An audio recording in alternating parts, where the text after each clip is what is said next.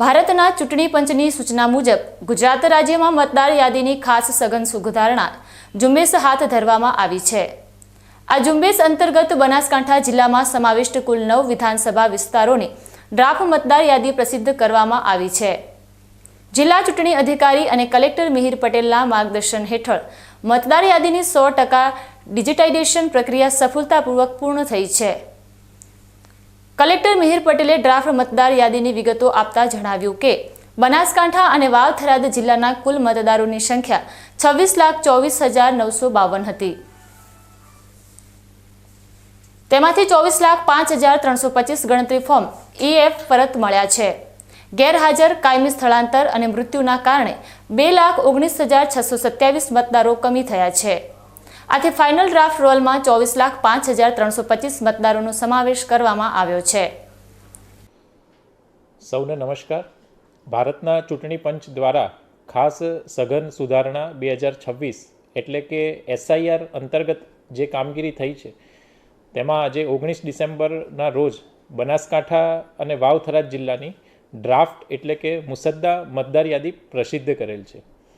જે મુજબ બનાસકાંઠા અને વાવ થરાદ જિલ્લાની વાત કરીએ તો કુલ મતદારોની સંખ્યા 26,24,952 હતી, જેમાંથી EF ફોર્મ એટલે ગણતરી ફોર્મ 24,05,325 પરત આવેલા છે। ASDના કારણે એબસન્ટ, શિફ્ટ, ડેથ જેવા કારણોના કારણે કમી થયેલા મતદારોની સંખ્યા 2,19,627 છે અને આથી જે ફાઇનલ ડ્રાફ્ટ રોલ છે તેમાં 24,05,325 જેટલા મતદારો છે તેમનો સમાવેશ કરવામાં આવેલો છે।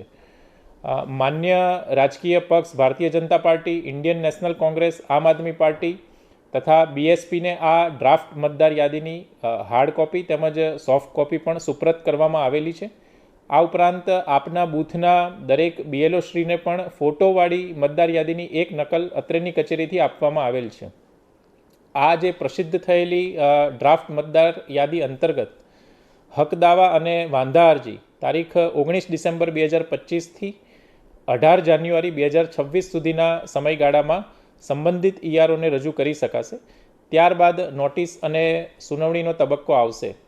નોટિસ અને સુનાવણીના તબક્કા દરમિયાન હક દાવા અને વાંધા અરજી આપેલા હોય તેવા મતદારો, આ ઉપરાંત જિલ્લામાં જે નો મેપિંગ એટલે કે 2002ની મતદાર યાદી સાથે જેનું મેપિંગ થઈ શક્યું નથી તેવા કુલ 64,336 મતદારોને 19 ડિસેમ્બર 2025થી 10મી ફેબ્રુઆરી 2026 સુધીના સમયગાળા દરમિયાન સંબંધિત વિધાનસભા મતદાર નોંધણી અધિકારી અથવા મદદનીશ મતદાર નોંધણી અધિકારી સમક્ષ રૂબરૂ સાંભળીને મતદાર દ્વારા રજૂ કરેલ આધાર પુરાવા મુજબ આગળનો નિર્ણય કરવામાં આવશે।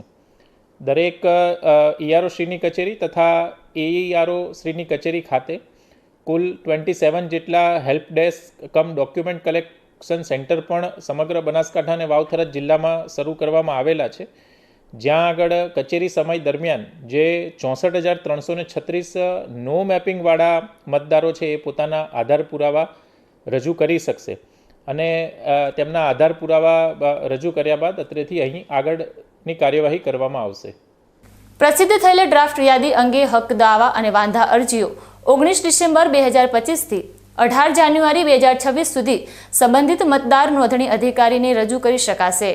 આ સમયગાળા બાદ નોટિસ અને સુનાવણી હાથ ધરવામાં આવશે।